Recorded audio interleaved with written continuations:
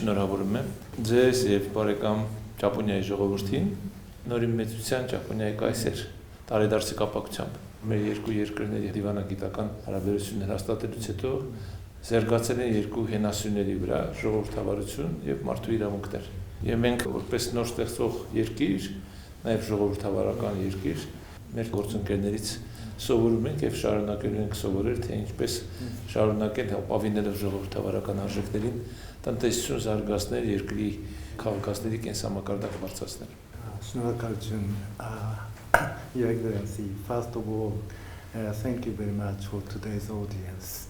A kind of a congratulatory message of Japanese National Day and 66th birthday of Japanese Emperor.